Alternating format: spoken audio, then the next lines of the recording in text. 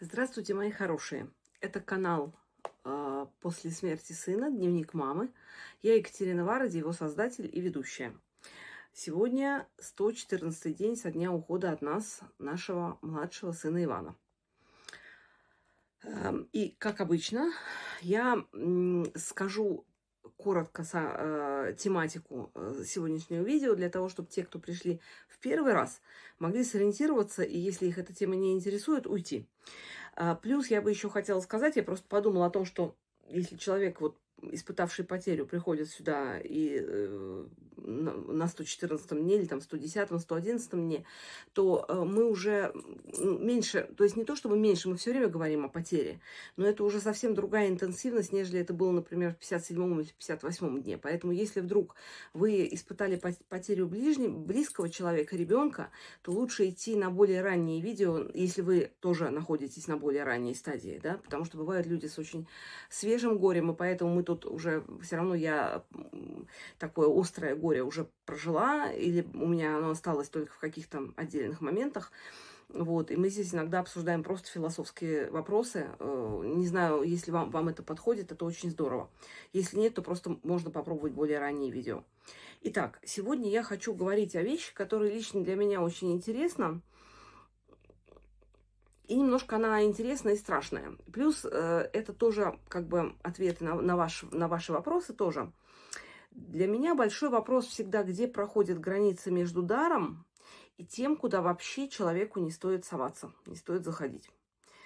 И здесь опять возникает неизбежно вопрос о церкви, которую очень часто обвиняют в консервативности, потому что церковь часто очень осторожно относится к людям, которые даже почитаются людьми, и тысячу людей их считают святыми. В чем причина этого и мое личное к этому отношение? Потому что, опять же, я не служитель церкви, естественно, я не философ, не психолог, не коуч. Я просто мама, которая, ну, по определенным причинам, я много времени достаточно работаю в церкви, как волонтер, да, и не только как волонтер. И поэтому я какие-то факты знаю, какие-то факты я думаю, я всегда буду говорить, о чем я знаю точно, а что вот как мне кажется, скажем. Вот. И еще я хотела бы опять ответить тем людям, которые продолжают мне писать: хватит говорить о сыне, отпусти его, молчи, слишком много говоришь и так далее. Я не в качестве обиды, не в качестве отгавкаться в смысле. Просто хотелось бы опять внести ясность в этот вопрос. То, что я считаю, что я его отпустила, но отпустить — это не значит забыть и замолчать, с моей точки зрения. Опять же, это дневник. Дневник это личная вещь, где человек спокойно в разговорном жанре о чем-то разговаривает и размышляет. Эти размышления могут быть интересны одним, неинтересны другим. Это нормально. Дневник может вызывать какие-то даже страсти, тоже нормально. Но однозначно, чего вы не найдете здесь, это такой литературной выверенности и выдержанности, потому что это, с моей точки зрения, привело бы к потере живого формата. То есть тогда была бы это обычная лекция, да, которую читаешь по бумажке или выучиваешь текст. Я говорю, вот я себе делаю какие-то заметки, чтобы не забыть, но это не текст, а просто вот такие вешки. Вот. И, как всегда, мы с вами переходим к хронологии дня. Собственно, почему я решила сегодня ответить на ваши комментарии частично. Во-первых, я не успела в прошлом выпуске. Во-вторых, день сегодня был достаточно спокойным. 114 дней без Вани, это понятно. У нас в Венгрии сейчас идет 4-дневный праздник. Ну, то есть праздник-то однодневный, но он присоединяется просто к выходным. И это такой интересный праздник, тройной практически, одновременно государственный, религиозный, исторический. Это праздник святого Иштвана, первого христианского короля Венгрии, который был коронован где-то в 1000-1001 году. И это еще общий наш святой, то есть еще не было разделения церквей, которое произошло в 1053, по-моему, году. Так что король Иштван, он является, вот у нас в храме тоже есть его икона. Я хожу в храм Русской Православной Церкви, потому что здесь у нас есть Венгерская Православная Церковь, есть Русская, но я хожу по родному языку. Вот. И Сегодня грандиозный салют, шоу, дрон-шоу, шоу с самолетами, и собирается безумное количество народа. Прибавьте к этому, да, кстати, я сказала венгерской государственности, извините, венгерского короля, потому что вот этот день означает начало венгерского государства. Вот к 20 августа, это 20 августа, это день начала, это день венгерского государства, возникновения венгерского государства, и праздник нового хлеба, потому что заканчивается жатва, и символически этот праздник, конечно, очень красиво вписывается в два основных смысла. И, соответственно, вот единственный раз в году у нас устраивается салют с применением всяких современных технологий. В этом году правительство уменьшило бюджет значительно, так что салют был всего, по-моему, 10 секунд, что ли, или 30 секунд, ну, то есть в несколько раз меньше, чем обычно бывает. Вот. Но мы, как правило, с мужем, ну, во-первых, я салют пока жила в Москве, у нас много было очень всяких салютов, разных всегда и красивых. Поэтому, честно говоря, венгерские салюты меня не сильно вдохновляют, к тому же он раз в году всего бывает, и плюс огромное количество народу, можно прийти только пешком, и это стоять в толпе, мы с мужем удираем на дачу все время. А дети старшие наши всегда остаются в Будапеште и празднуют, потому что, ну, им интересно, они на крыше вылезают, смотрят. То есть это совсем другая история, конечно, для молодежи классно. Сегодня у нас произошло знаменательное событие, потому что муж уехал на дачу пораньше, а я в связи с тем, что по ночам же я работаю, я встаю позже, и я сегодня, мы сегодня с Настей, женой Саши, провели знакомство наших собак. То есть Джек впервые увидел Чарли, а Чарли впервые увидел Джека. Мы очень боялись, что Джек проявит какую-то агрессию, потому что он товарищ очень ревнивый. Но я как раз почему хотела, чтобы они побыстрее встретились, потому что Чарли пока маленький, я думаю, что вот у такую маленькую собаку Джек еще как конкурента не воспримет. И так и было. Я вам вставлю кусочек видео. Видео, сразу скажу, не очень хорошего качества, потому что мы встречались на нейтральной территории, то есть практически в подъезде, а потом во дворе дома. И во дворе дома освещения не было толком, то есть мы там фонариками подсвечивали. Кое-что вы, конечно, увидите и улыбнетесь, но не сильно много. Сразу говорю, не бросайте в меня тапками, потому что, к сожалению, ну, не было возможности сделать интересное видео. Если что, прокрутите просто минуту, если не нравится совсем.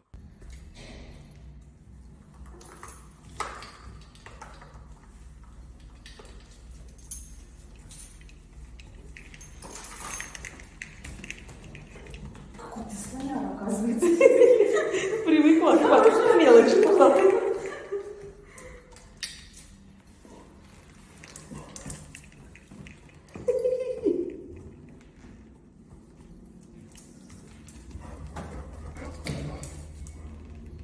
Тут люди ходят.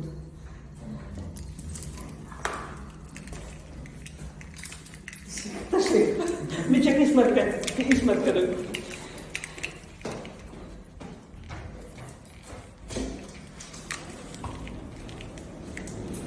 Давай завтра встань.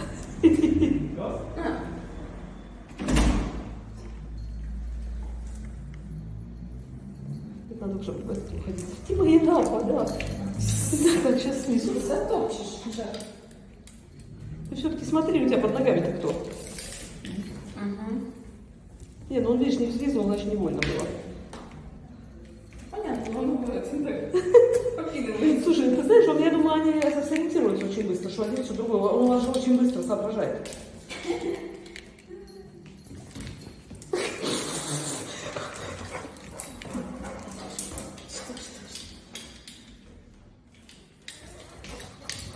Это тоже играет. Вот была игрушка, вот такая сейчас ногами будет. Пошли в сад, я думаю. Там я отпущу одного друга. Может быть, Джек научится на улице. Вот что-то сомнительно пока.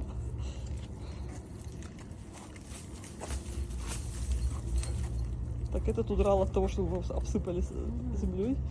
Здесь моя маленькая собака такая, да. Такая маленькая собака. Вот. Вот это не надо делать мне. А с другой стороны. Вот спрашивается, что не сделать во дворе хотя бы лампочку одну? Ну, что никто не сидит, по-моему. Опа, так резво начал прыгать.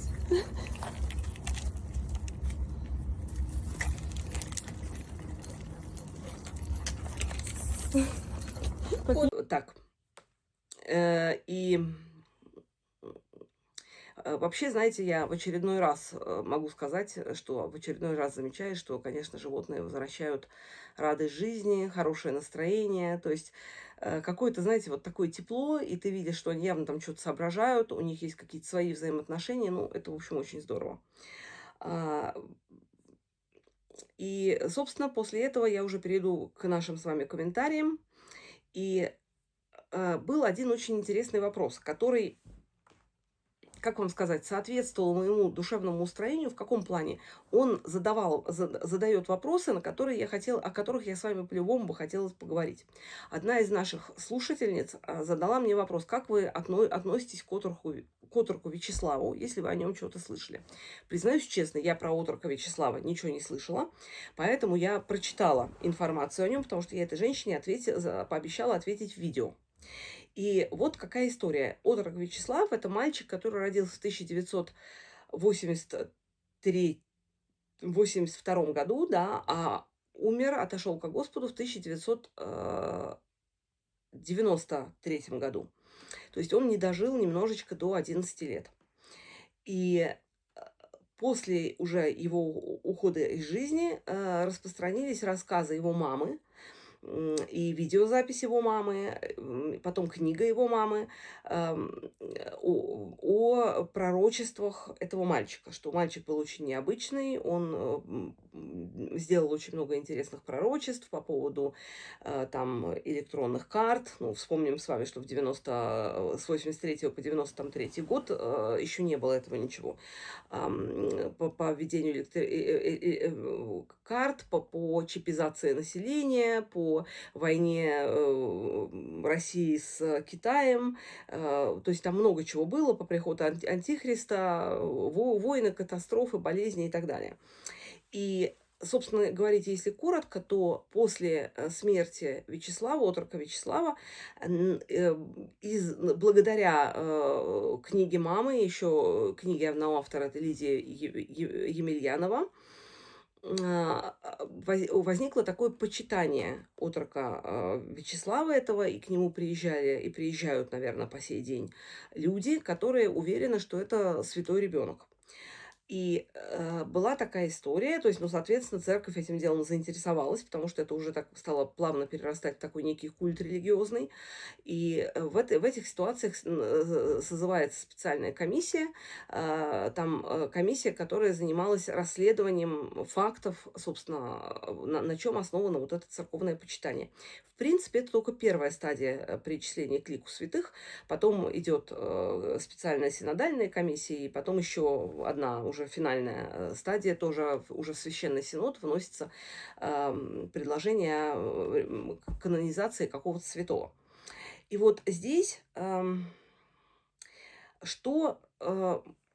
Во-первых, смотрите, вот меня спросили, верю я, как я отношусь к отроку Вячеславу. Я, честно вам сказать, не знаю даже на основании этих фактов, потому что, опять же, как я люблю говорить, давайте отделять мух от котлет. Церковь обычно и часто очень обвиняют в очень консервативной позиции, потому что церковь очень с трудом признает какие-то новшества, и за это ее очень многие ругают. Иногда обоснованно, иногда нет. Но вот вопрос со святыми, я как раз считаю, что действительно стоит быть скорее более осторожным, хотя я новатор по характеру. Но мне кажется, важно быть очень осторожным, потому что если вот для чего, в принципе, нам нужны святые? Вот кто такие святые? Вот надо понимать, что вот из христиан святых почитает только в смысле православная церковь и католическая. У протестантов святых нет, они считают основным и единственным своим источником только Священное Писание, то есть Библию.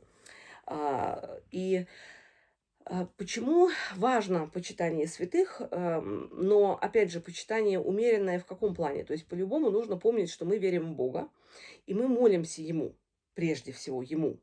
Если мы молимся к Его матери, Пресвятой Богородице, то, соответственно, мы тоже просим ее помолиться Сыну, а также у нее есть определенная тоже сила, и мы ей также молимся о том, чтобы она нам помогла, святым покровом своим покрыла и так далее. И вот тогда возникает вопрос, а зачем нам нужны вообще святые, если есть Бог, если есть Богородица?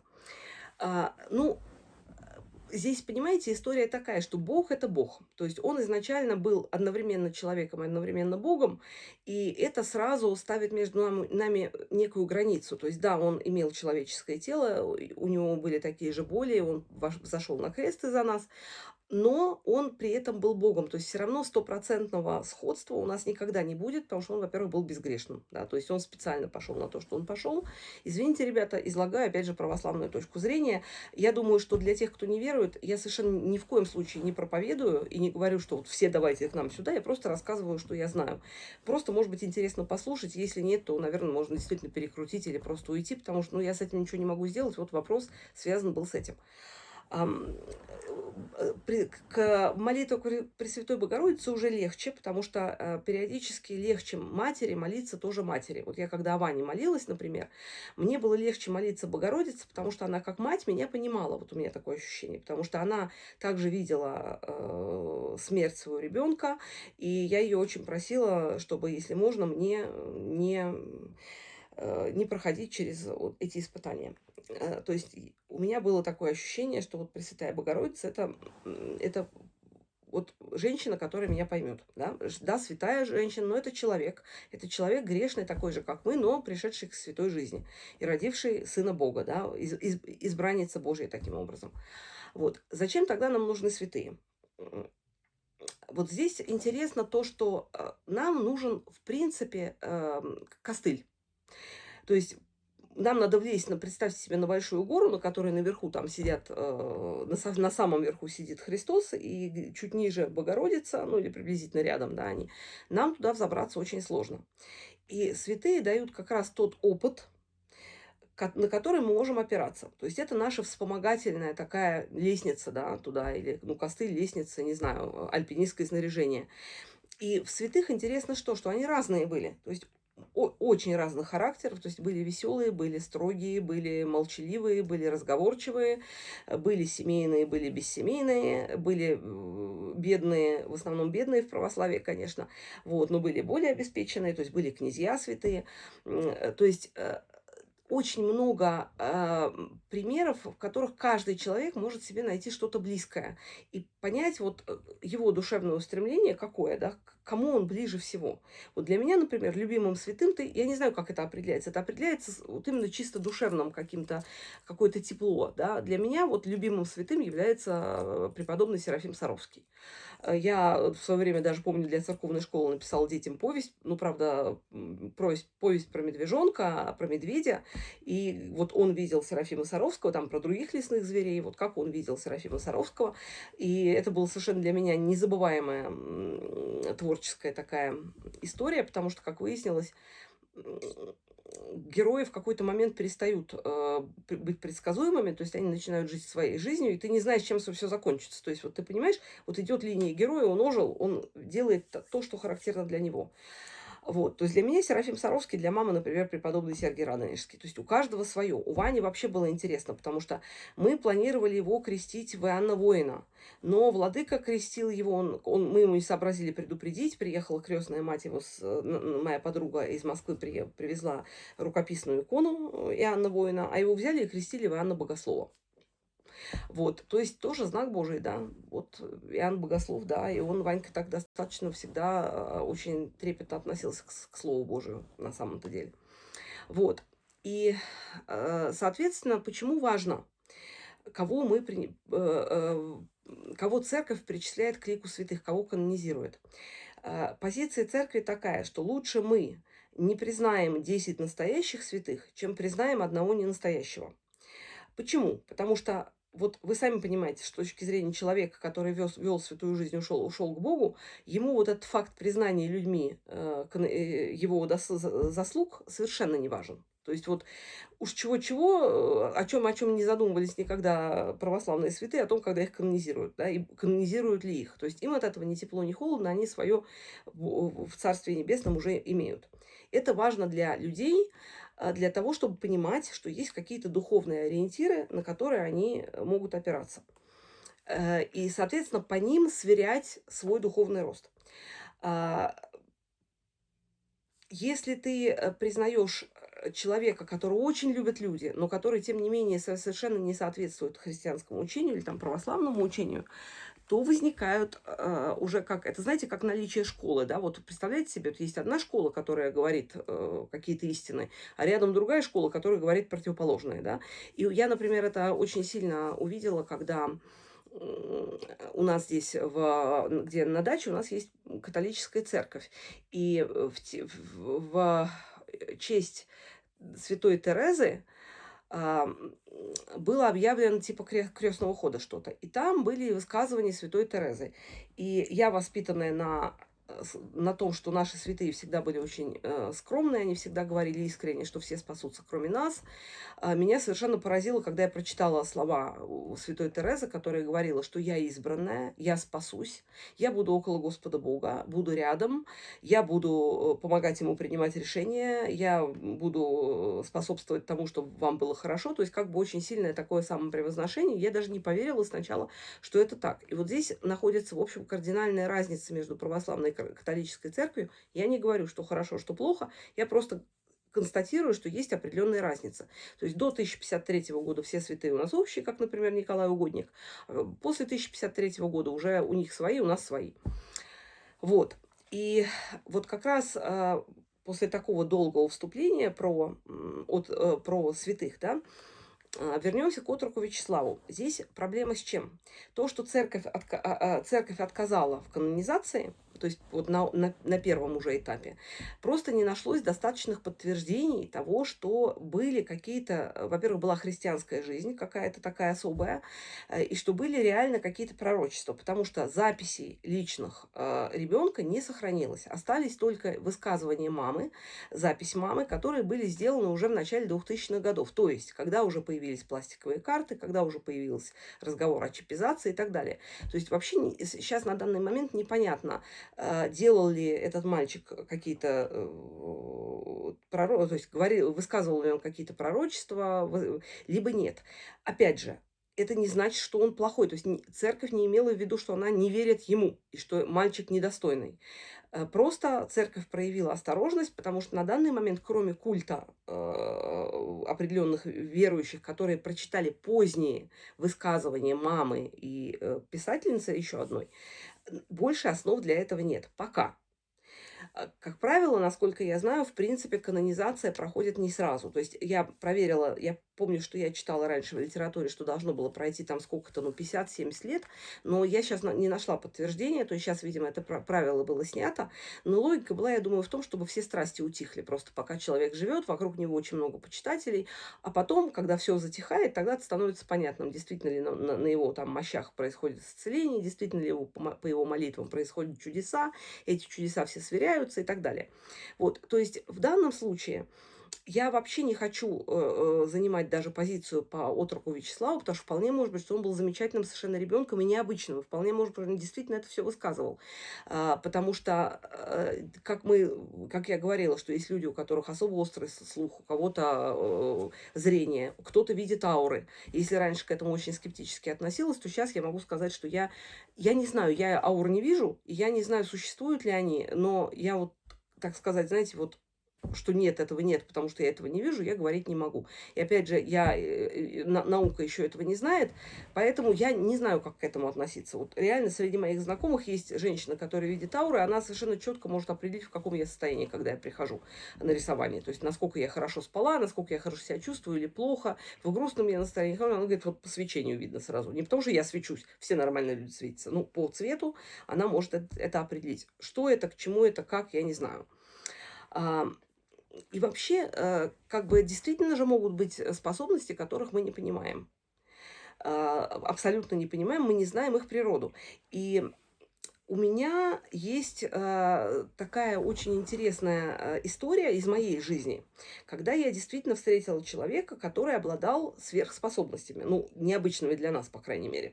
И в тот момент, чтобы вы понимали, я училась в университете, то есть о вере в Бога вообще никакой речи не было, прежде чем вы меня обвините, некоторые, да, в том, что я, значит, мракобес и так далее. То есть вообще я была абсолютно неверующим человеком, я училась в МГУ, на филфаке, и я поехала в летний лагерь МГУ, который находился на Черном море.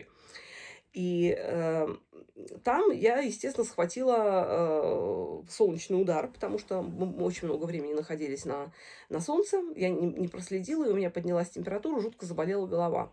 Но мы там все общались компаниями, никаких там романтических отношений ни у кого не было. Это был, по-моему, второй какой-то курс. Раньше все-таки позже дети взрослели. И у нас были ребята физики, с которыми мы общались. И один из ребят мне говорит: слушай, я могу тебе помочь. Тебе нужно сейчас поспать, и у тебя все пройдет. Я говорю: какой спать? Я в жизни никогда днем не спала, реально. И просто, я говорю, я вообще не смогу сейчас заснуть. Он говорит: слушай, пойдем, тебе нужно лечь, поспать, и ты проснешься здоровым. Мы с подругой пошли.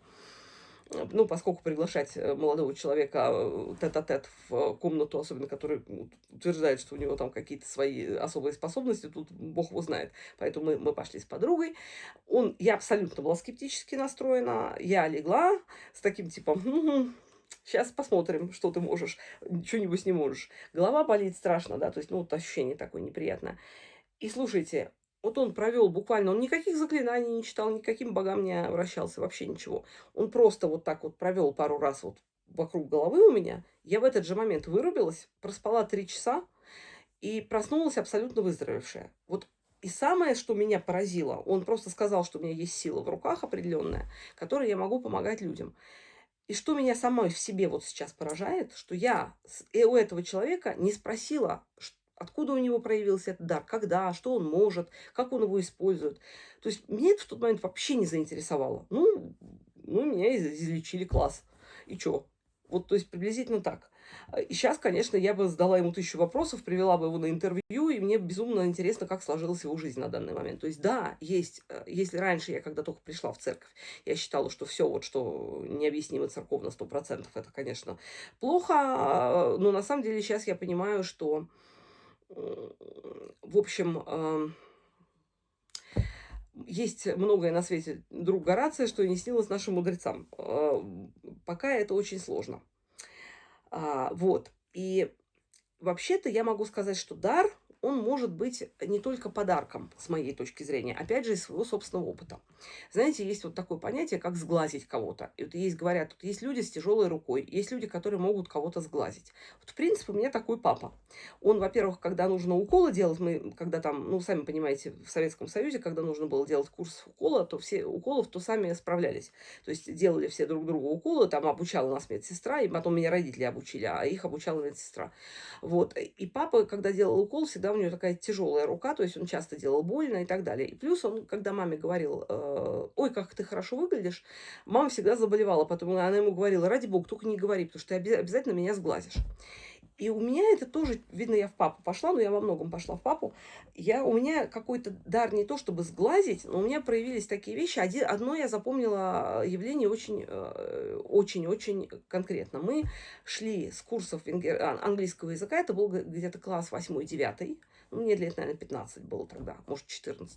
Мы шли с моей подругой, с метро Киевская, вернее, мы готовились спуститься к метро Киевская. А вы помните, что в то время это был дефицит, это было еще до 84 года, это какой-то 83-й или какой-то лохматый год, 82-й.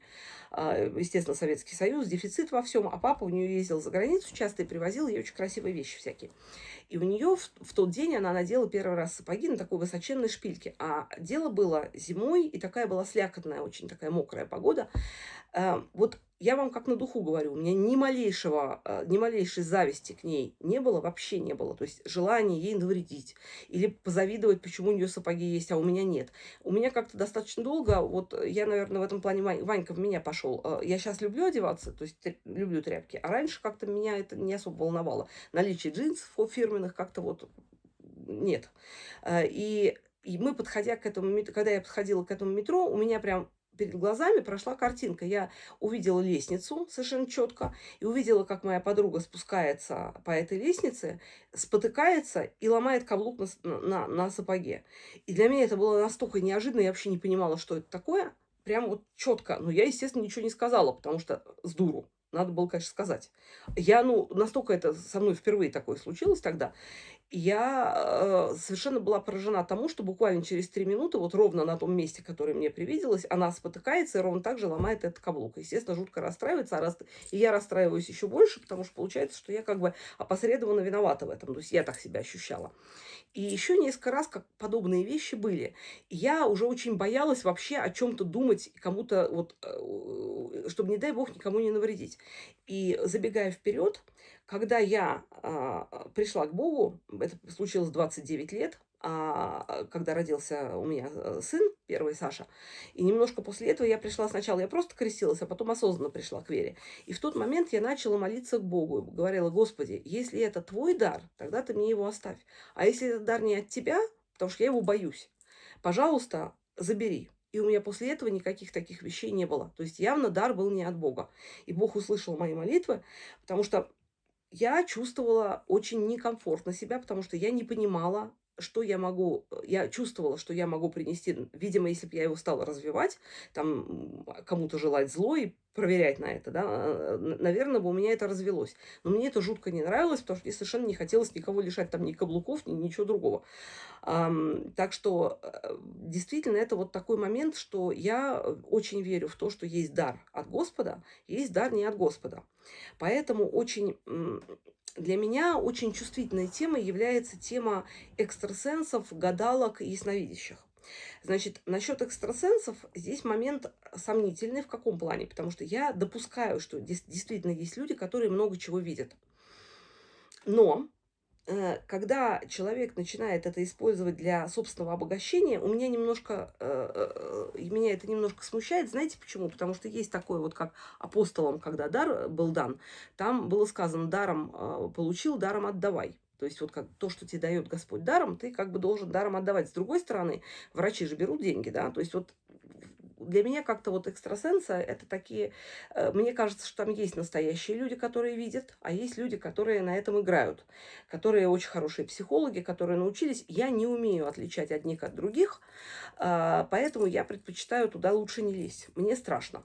Я потом сейчас объясню, почему страшно. Однозначно мне страшно ходить к гадалкам, к знахарям всяким, хотя вот сейчас совершенно точно пара моих оппонентов скажет, что ага, ты к гомеопату ходишь, он тебе значит, не шаман, а к шаману не пойдешь. Вот для меня гомеопатия — это наука, извиняюсь. Поэтому мы здесь с вами разных точек зрения, и у меня есть основания так считать. Для этого у меня есть специальное видео на втором канале конкретно об этом, где, опять же, я никого не тащу за шкирку в сторону гомеопатии, но тем не менее. Вот. Что же касается гадалок и ясновидящих, там та же история. То есть там, знаете, у меня какой страх, почему я туда не лезу? Потому что эти люди явно точно так же, как у меня был дар ломать каблуки, скажем, да, они тоже получили как-то какой-то дар. То есть они обладают какими-то силами. Чаще всего, конечно, они учатся, да, то есть они учат какие-то там ритуалы определенные у них есть, там вот медиумы и все вот это. Это учатся ритуалы, призываются духи, там вопрос, к кому обращается этот человек. И вопрос в том, что я верю в то, что есть духи злые, духи добрые. Если мы говорим про христианство, там ангелы и бесы, да. Если мы не говорим про христианство, то мы все равно разделяем духов добрых и духов злых. И вот понимаете, вся история в чем? Что я знаю, по каким законам существует человечество, ну, более-менее, да. Я совершенно не знаю, по каким законам существуют духи.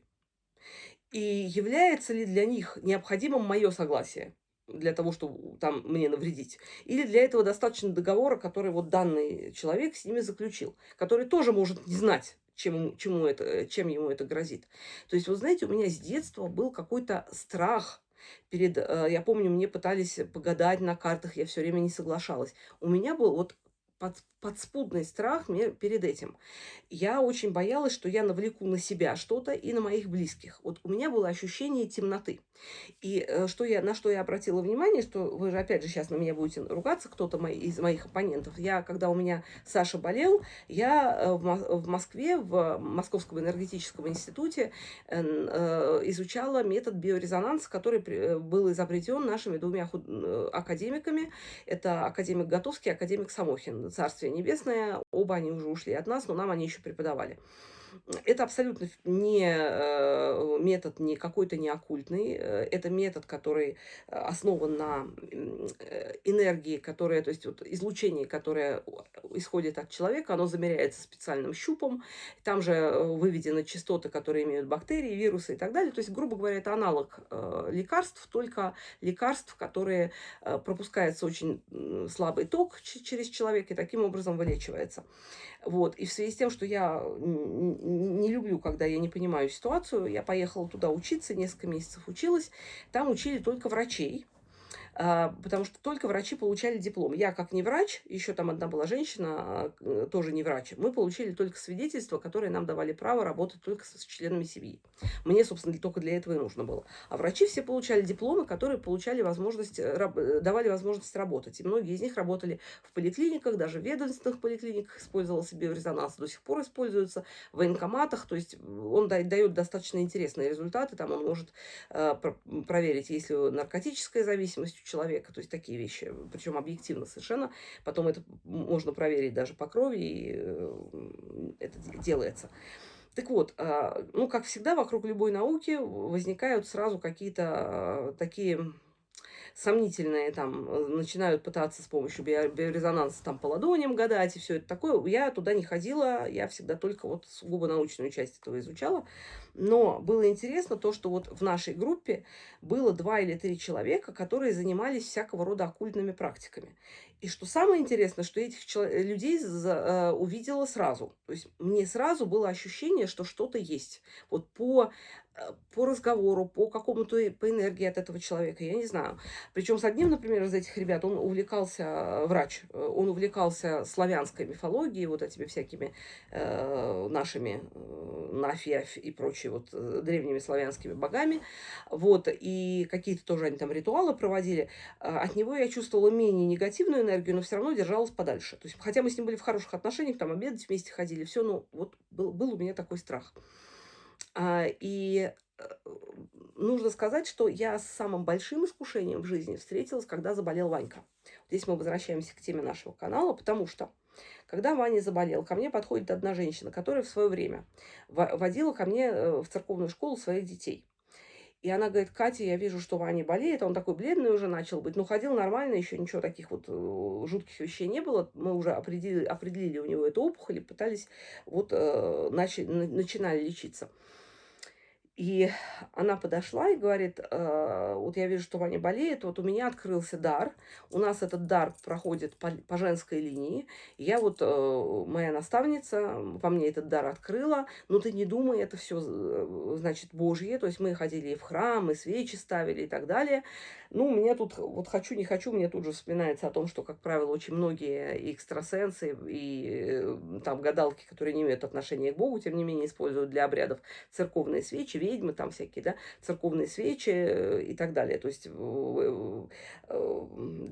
ставят за упокой за живых людей, то есть ходят в церковь. Поэтому мне так немножко стало как бы жутковато, но с другой стороны, она говорит: слушай, никакого воздействия, я только вот руками посмотрю. И когда она руками, я решила, что рискнуть можно попробовать, потому что, как бы, ну, думаю, да, у нее только что открытый дар.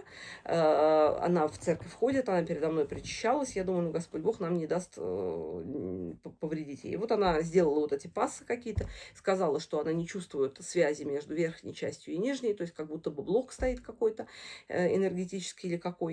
Говорит: это моя наставница в Грузии. И она мне порекомендовала ей позвонить. И вот я ей звоню, и у меня много очень сомнений по этому поводу. Я думаю, ну я с ней поговорю сейчас. И мне такая женщина, ну понятно, что черноволосая, потому что грузинка, ну как-то она так, знаете, сидит, карты перебирает, такой вот у нее общий антураж, как вот колдуньи имеют в моих глазах. Я могу быть неправой. И я ей говорю: слушайте, скажите мне, пожалуйста, просто объясните мне. Вот вы говорите, что вы верующий человек. У меня сын каждую неделю причащается. Он верующий человек с рождения. Всегда ходил в храм, причащался, соборовался недавно. Каким образом вы хотите сказать, что ваша сила, она что, больше силы Бога? Она говорит: ну, если бы ты к Богу не ходила, то он бы у тебя и умер уже давно. А так вот, да, если мы сейчас ничего не сделаем, то все будет плохо.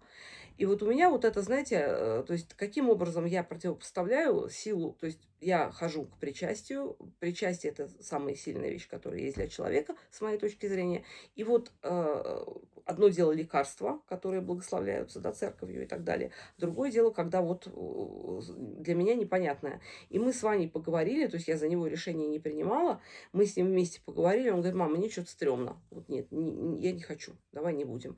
И какое-то, вот знаете, вот это было действительно очень серьезное испытание. Я поняла, почему люди очень часто ломаются на этом, то есть начинают ходить по там знахаркам, ведуньям, ведьмам там и так далее, потому что действительно очень большой страх за своего ребенка. Реально очень большой страх. Но для меня в тот момент, опять же, я думаю, что будут люди, которые меня обвинят в мракобесии и так далее, для меня вот принять вот эту концепцию, которую мне предлагали, это было то же самое, что предать Бога, то есть предать все мои убеждения. Потому что, вот да, мы лечили ребенка гомеопатией, гомеопатию церковь не отрицает, она ее не признает, то есть официально не то чтобы не рекомендует, просто была комиссия, так и не приняли решение, потому что, ну, сложно, очень многие православные, то есть трое православных святых, как правило, лечились и защищали гомеопатию, поэтому здесь сложно. Просто пока никто не понимает, как она действует.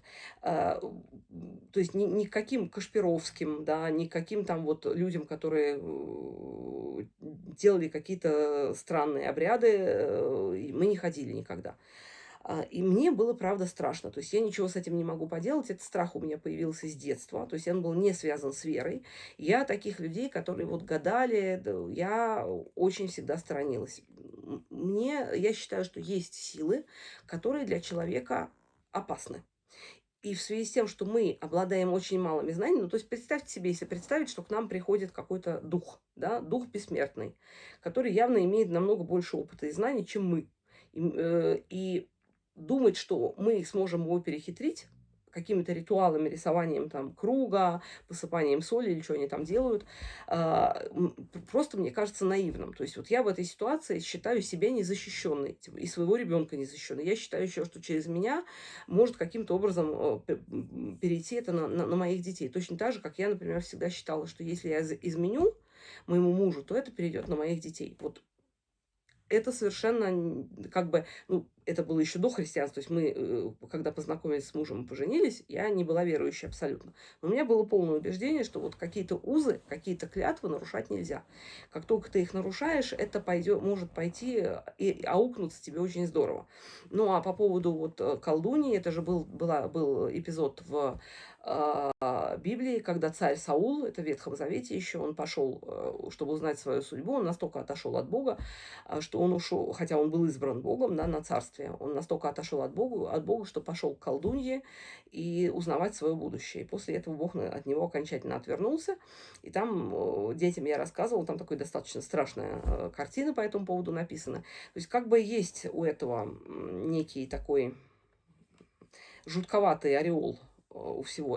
Опять же, я ни в коем случае не хочу сказать, что я осуждаю кого-то, кто туда ходил, потому что, как ни странно, очень интересно, я пела достаточно долгое время, когда у нас приход основывался в церковном хоре, и у нас там много женщин, верующих, и когда вот задавали вопрос, оказалось, что кроме меня все ходили к бабкам каким-то, знахаркам, гадалкам и так далее. Я не ходила одна, я думаю, боже мой, как люди не боятся. Вот правда, честно. И мама у меня тоже всегда таких вещей боялась. То есть вот мы как-то всегда этого избегали. Ну, к тому же мама видела настоящих цыган, которые могли вот... Мама говорит, один раз у них был опыт, когда домой пришли цыгане, и они буквально, они каким-то образом тебе отводят глаза. Говорит, вот они входят, огромное их, то есть много женщин, они начинают перед тобой, значит, шалью водить, там все, и в какой-то момент ты просто вот у тебя, ты не понимаешь, где ты, и они тебя обворовывают. В общем, как-то там бабушке повезло, она как-то сообразила их прогнать быстро, то ли сосед проходил, в общем, как-то. Но мама с тех пор очень испугалась, и мы как бы держали его, держались этого всего дальше. Вот это мое мнение, как бы я, отвечая на мнение об отроке Вячеславе, которого ни в коем случае не хочу не осудить, не сказать, что он не святой, потому что мы не знаем пока просто. Просто если выяснятся какие-то новые факты, или там будут исцеления на его могиле, или еще что-то, какие-то явления, я думаю, что церковь тоже всерьез это рассмотрит. Но опять же, если он был святой, то сам факт его принятия или неприятия нами абсолютно не значит ничего для него. То есть он свою участь по-любому заслужил. К тому же все равно ребенок невинный, ребенок 11 лет, ну, что бы он там ни говорил, даже если он говорил что-то неправильное, если у него были какие-то видения, вероятнее всего в этом возрасте ребенок это контролировать не может. Как и я начала это контролировать, свой хоть маленький дар вот этот, я стала контролировать во более взрослом возрасте. Вообще поняла, что он есть, и поняла, что я не хочу этого. Вот. А в детстве ребенок просто, наверное, на эту тему не задумывался. Ну, и одной из моих подруг тоже было, она как занялась оккультными практиками, когда в какой-то момент она стала подниматься над кроватью, и это жутко напугало, и вот она и пришла к вере таким образом. То есть она в какой-то момент поняла, что она теряет контроль. И, кстати, тоже очень интересная была история. Мы пошли с Ваней и с Сашей, в свое время были в Москве еще давно, до ковида, и мы пошли в ресторан, замечательный совершенно в Москве, маленький ресторанчик грузинский, «Шпинат». О нем очень мало кто знает. Замечательный там совершенно он. Интерьер ничего особенного, но еда очень вкусная. И рядом с нами, что вы думаете, сидел за столом а, московский ковен ведьм. А мы так тихо сидим, едим, и вдруг там встают кто-то, женщины одни, встает женщина и говорит: я хочу выпить за наш ковен, за наши успехи в нашем бессмертном деле. И мы так посмотрели, будем, о, даже такое и бывает. То есть, знаете, вот тут реально начинаешь думать, ну, блин, прошу прощения за мой французский, прям то, о чем читал, оно прям оживает. К тому же сейчас же в литературе очень модная тема о возвращении старых богов. Андрей Васильев об этом пишет. Вообще как-то это такая присутствующая тема, да, вот все древних славянских богов, их отношения с христианством. В общем, такая интересная тема, немножко жутковатая, если честно. Вот. И когда ты прям вот об этом это смотришь, то есть на вид они на ведьм были не похожи, если честно. Может, они, конечно, были просто вот, люди больные на всю голову, вероятнее всего. Но как-то, вы знаете, вот это сам факт, что ты сидишь за столом, с другим столом сидят представители ковена ведьм, нас как-то слегка обескуражил. Плюс, когда мы поехали в Прагу один раз, а надо же понимать, что Прага это действительно по сей день наименее верующая из всех европейских стран, потому что там у них произошла такая история, что у них был очень известный проповедник христианский, священник Ян Гус, которого церковь сожгла именно за то, что он просто критиковал церковь за те вещи, которые реально потом церковь признала грехом. И его люди очень любили, и сама казнь его, она настолько отвернула чехов от церкви, что по сей день они веру практически не исповедуют. То есть там много очень в Праге храмов пустых абсолютно. И в то же самое время в Праге находится наибольшее количество всяких курсов для ведьм. Там, я не знаю, что у них, институты, там, что это, школы там или как. И слушайте, там реально жутко ходить. Вот правда. И там мы ходили, когда вечером. Вот вечером прям страшно. Вот сразу ощущение какие-то летучие мыши, вот это вот все вот по этим узким улочкам старого города. У Праги очень мистическая атмосфера, очень мистическая атмосфера. Я это почувствовала еще до того, как узнала про вот эти вот количество образовательных учреждений для ведьм. В Будапеште этого нет совсем. Вот от слова совсем. Куда бы ты ни зашел в Будапеште, ты максимум можешь зайти в какой-то опасный район с точки зрения преступлений, но вот этой мистики в Будапеште совсем нет. Вот, пожалуй, на этом все. Я сказала бы, вот, пожалуй, последнее, да, мое, одно из последних, вот, повторяются комментарии: отпустите уже сына, хватит протестовать, вы никак не можете его принять, слишком много говорите и так далее. Вот знаете, я честно вам скажу, не согласна, потому что я считаю, что я сына уже отпустила, я приняла тот факт, что он ушел, что он в той форме, в которой он был, никогда не вернется, но при этом я ощущаю его в его вечной жизни души, да, и не только я, люди, которые далеки от веры, тоже его друзья, как вы видели, там, ну, Назар, он недалек от веры, но, тем не менее, он не настолько воцерковлен, что прям вот, да, и очень многие люди до сих пор это о нем ощущают, то есть знакомые, те, с кем я работаю и так далее. Вот, то есть то, что я его отпустила, я считаю, это факт, но я, например, не считаю, что я должна об этом молчать, потому что это человек, с которым я прожила 21 год, и нам было очень здорово вместе. Я надеюсь, что это продолжится, когда мы увидимся уже на том свете. И я не считаю, что я должна... Я, например, считаю это предательством памяти моего сына, если я буду о нем молчать. И мне говорят, хватит уже там говорить, что он обидится или ему будет неприятно, он умер. Да, он умер, его земное тело ушло, но душа осталась, и душа может испытывать эмоции, может интересоваться жизнью близких и так далее. Я не хочу его ни огорчать, ни расстраивать, ни обижать, никак. Опять же, Как там на самом деле, я узнаю потом, но рисковать я не хочу. Это мой дневник. Я считаю, что я имею право говорить то, что я думаю. Я имею право помогать людям, если я считаю, что им помогаю. Я имею право оказывать поддержку. Я в данном случае могу только порекомендовать тем, кто со мной не согласен, ну, переключаться на другой канал. Вот. И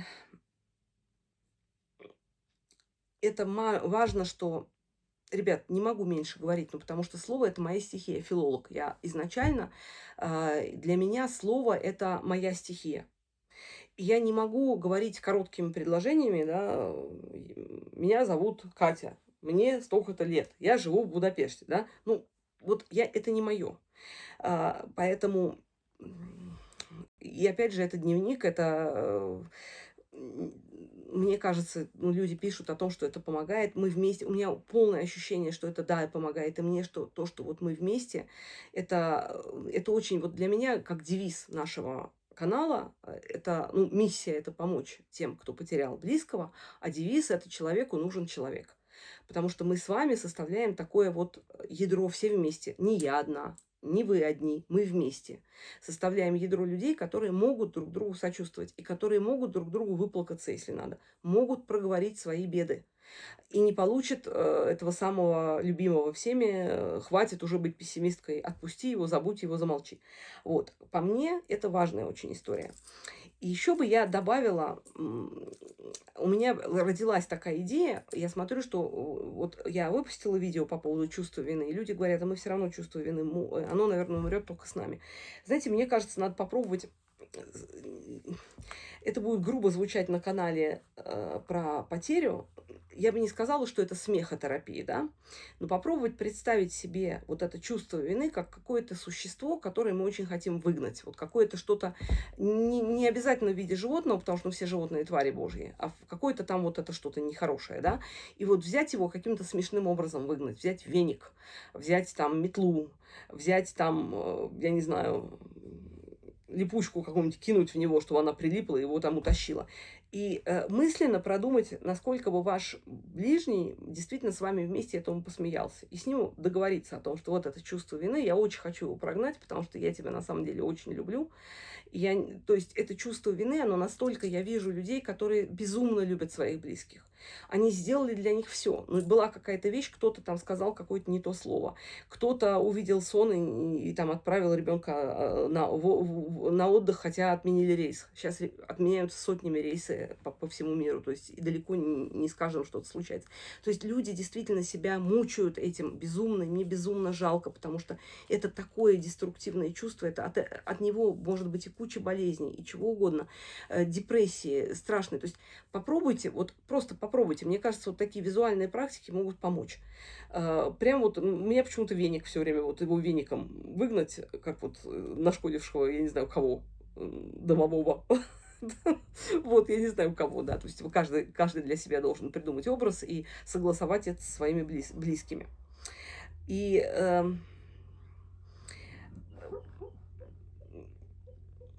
подумать о том, что наш ближний, нас близкий, который ушел, хотел бы он, чтобы мы мучили себя. Он, которому сейчас хорошо, я думаю, точно бы не хотел. И вот у меня такой момент, что, смотрите, ребят, наша задача вот на этом канале не вернуться к жизни, которая была до ухода наших детей. Это все равно не получится. Наши дети всегда останутся с нами. Мы всегда их будем в какой-то степени оплакивать, мы о них будем думать. Но можно научиться снова радоваться, можно научиться снова любить и благодарить Бога за каждый день, за то, что мы есть друг у друга, вы есть друг у друга, благодарить Бога за то, что Он дал вам вас, потому что вы – это все-таки самое главное сокровище для вас, плюс ваша семья. И вот сделать эту тяжкую, жгучую, безумную боль более светлой и более какая-то, знаете, вот эта светлая улыбка при воспоминании о наших близких. Мы над этим сейчас работаем все. Мне от того, что я вам говорю, это не значит, что дается легко. У меня бывают срывы, вы их видели, бывают срывы большие, которых вы не видите, но в целом я считаю, что мне удается я поборола, в общем, чувство вины, я поборола вот эту безумную боль, и я стараюсь жить, делать новые проекты, и да, мне очень помогаете вы очень сильно. Я вам безумно просто за это благодарна, за то, что вы есть, за то, что вы пишете, за то, что мы можем с вами общаться. Огромное вам всем спасибо и низкий поклон за то, что вы есть, просто за то, что вы есть. Я бы предпочла для каждого из вас, чтобы вы не были на моем канале, потому что это значило бы, что у вас нет потери. Но, к сожалению, это не в моих силах. И я никому, никаким людям, которые меня могут там ненавидеть или злейшим врагам, я не пожелала бы потери ребенка ни в каких условиях. Но раз уж мы здесь оказались, то мы с вами попробуем побороться вместе. Спасибо вам, мои родные. Я вас всех обнимаю. Я за вас каждый вечер молюсь, за всех за усопших, за живых. Прошу Ваньку вас там разыскать, имеется в виду ваших усопших, и объединиться тоже в банду какую-нибудь, в хорошем плане банду, да, вот, в какое-то объединение сыновей, дочерей, и мам и пап, которые хотят помочь своим ближним, и мы надеемся, что этого будет эффект, и будем за это молиться. Всего вам доброго, мои хорошие, до свидания.